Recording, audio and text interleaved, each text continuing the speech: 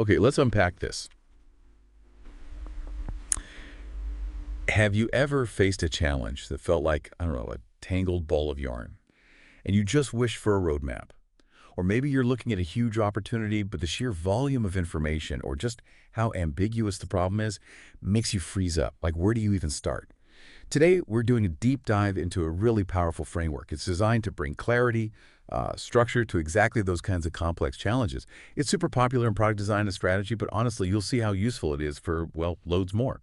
And we're going to use a consistent example throughout this. Let's imagine your task with improving the onboarding experience for a new productivity app. That's our challenge today. That's right. And what we're talking about is called the circles method. It was popularized by Louis Seelin, and you see it adapted in various product boot camps, like Pranjal Shukla's programs, for instance. Its real genius, I think, is that it serves as a mental model. It helps you stay incredibly focused, really user-centered, and just, logical, whether you're in a high-stakes interview or trying to untangle a real-world problem like that onboarding one. Exactly. So our mission for this deep dive is to break down each step of circles. We're not just going to list the letters, right? We want to show you how to apply it to our productivity app example, how to pull out those core insights, which can sometimes be surprising, and basically turn that initial fog into clear, actionable thinking. Think of it as maybe a shortcut to feeling well-informed and confident no matter how messy that problem looks at first. So let's jump right in. The very first C's in circles stands for clarify. And this is, well, it's absolutely crucial. It's about not just taking the prompt as it's given. Precisely.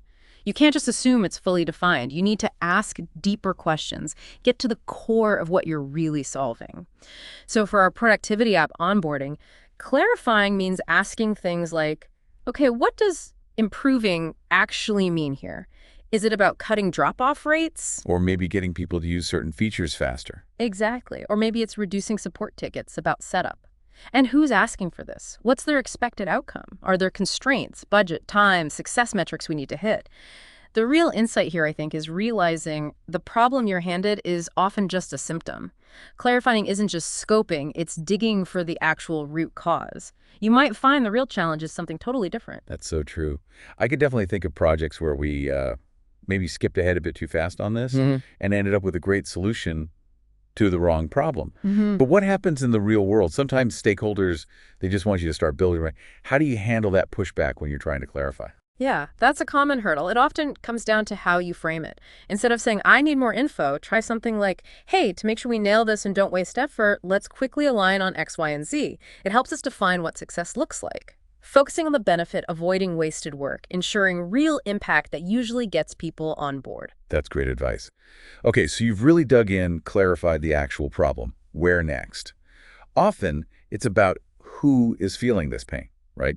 So that brings us to identify the user. Exactly. This step is all about understanding who is actually experiencing the problem we're trying to solve. For our productivity app onboarding, we got to think about their context. Are these busy professionals juggling 10 projects? Or maybe parents organizing family chaos. Or students managing coursework. Right. And where are they using it? On their phone, while commuting, at a desk. How tech-savvy are they? You really want to get inside their head. Like, if our main user for this app is that busy professional, their onboarding needs are totally different from, say, a college student's, even if they both end up using the core features. Empathy here isn't just, a nice-to-have. It's the lens. It shows you the real constraints, the real desires that will shape your solution. Makes total sense. But what if, sticking with our example, we realize there are multiple user types, like professionals and students could both benefit?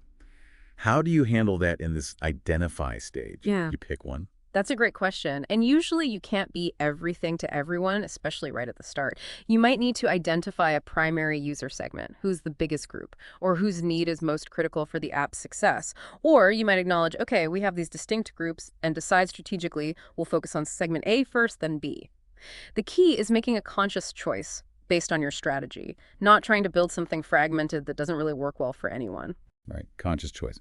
Okay, so problem clarified, user identified, now we know who we're solving for. The next step is R for report user pain points.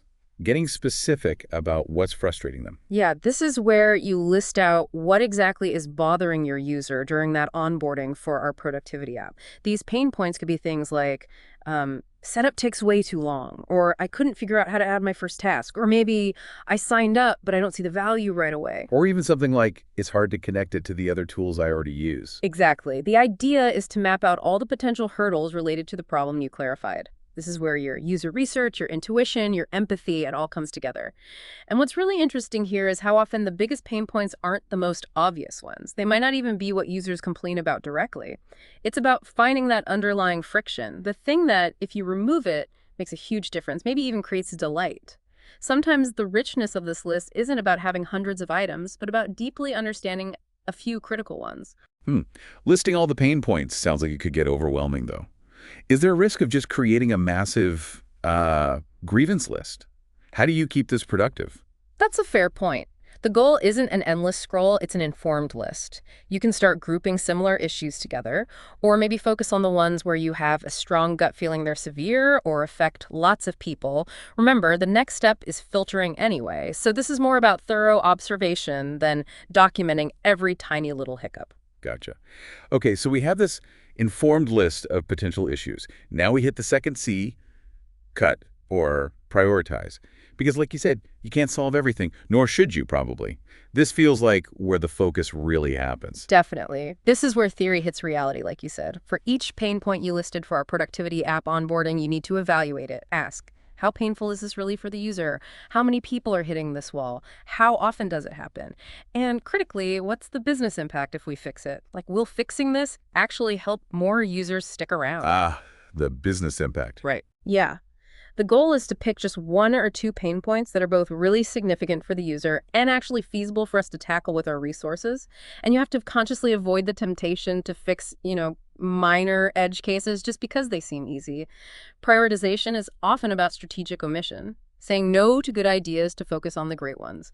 Sometimes good enough now is better than perfect never. Oh, I feel that. Yeah. I remember a project where we tried to fix every little complaint someone had. We ended up with this bloated thing Yeah. that nobody loved. This cut step really feels like finding that strategic clarity. It's not just what's important, but what's possible and impactful, making peace with not fixing everything. Okay, so we have our prioritized pain point, or maybe two. Now it's time for L-list possible solutions. This is the brainstorming part, right? Yeah. Thinking wide. Exactly. Yeah. The approach here is, okay, for this specific prioritized onboarding issue in our productivity app, what are all the ways we could potentially solve it? So if the pain point was users don't get how to add their first task, solutions could be maybe an interactive tutorial, a short video, or maybe pre-populating a dummy task they can just edit. Yeah, or a super simple quick start mode. You want to link each idea directly back to that user problem it's meant to solve. Don't worry too much about deep technical details just yet. But, and this is crucial, the solutions have to reflect the user's reality. If our busy professional user is always on the go, don't design something that needs them to sit down and read a manual, right? Right. That would just be another frustration. Exactly. Think of solutions less as features and more as interventions. Things designed to change a specific user behavior or alleviate a specific negative feeling. Interventions, not just features. I like that distinction. But how do you avoid just lifting the obvious stuff? Are there ways to push for more innovative ideas here while still keeping it practical for the user? Yeah, you can definitely use brainstorming techniques, things like Crazy Eights, where you force yourself to sketch 8 ideas quickly, or Scamper, but always bring it back to the user and the pain point. Sometimes just forcing yourself to come up with, say, 10 solutions, even if some seem wild, can shake loose a really good, unexpected idea. And don't forget to look around what are other successful apps doing for similar onboarding challenges. Not to copy, but for inspiration. Good tips. Okay, brainstorming is fun, but then reality bites again. For evaluate trade-offs, this is where the rubber meets the road, as they say. For sure. This means comparing those potential solutions you brainstormed, looking at them from different angles. For our productivity app onboarding fix, you'd ask, how easy is this solution to actually build and maintain? Does it fit with how our busy professional user already works? What's the time to value? Like, how fast can we get it out and see if it's working? Exactly. Are there dependencies? Do we need special skills we don't have right now? Any blockers? The goal here is to filter down to the option that feels most practical and impactful, given everything. Trade-offs force you to be honest about the real costs and benefits of each path. It really shows if you can balance that cool, innovative idea with the reality of getting something shipped. That's critical anywhere, really. Yeah, this definitely feels like where the real-world constraints hit hard. It's not just about the best idea in a vacuum, but the best bet we can make now with what we have. Smart, informed decisions. Okay, almost there. And finally, the S. This is where you wrap it all up. Summarize your recommendation, bringing all that clarity together. Yep, this is your moment to state it clearly. Pull together all the key pieces from our journey through the productivity app onboarding problem. You need to say, what specific problem are we solving? Who is the user we focused on? What's the solution we chose, and why did we choose it over others? How does it directly address that user's pain point? And also mention any key assumptions you're making or what the immediate next steps are. You want to end with a summary that's confident, concise, and shows clear thinking. It demonstrates commitment to a direction. So for our example, it might sound something like, okay, we're tackling the low onboarding completion rate for busy professionals using our app. We recommend implementing a personalized, interactive quick start tour. We chose this because it directly addresses the don't know how to start pain point, fits their likely context, and seems feasible to build quickly. We assume this will significantly boost initial feature engagement and ultimately user retention. Next step is to prototype and test this flow. That really does tie it all together nicely. It takes you from that initial tangled mess to a clear, actionable plan.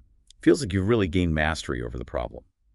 So what does this all mean for you listening in? We've walked through the circles method step by step, from clarifying that fuzzy problem to summarizing a solid recommendation. Well, it means that circles is really more than just a structure, you know? It's a mindset. It forces you to pause, to really focus on the user and what they're actually going through. Yeah. And it makes you prioritize based on real value, not just a long list of features or whatever seems cool at the moment. With practice, honestly, it starts to become second nature. You'll find yourself tackling problems, whether it's in an interview or on your actual job, with way more clarity and, frankly, confidence. And here's something to maybe chew on after this. How could you apply this circles way of thinking? Not just to product stuff, but to any complex decision or ambiguous situation you face. Maybe it's just about getting better at asking clarifying questions when a new task lands on your plate. Or maybe it's about really trying to understand the user in any scenario, even if that user is a colleague, a client, or, hey, even yourself when facing a personal challenge.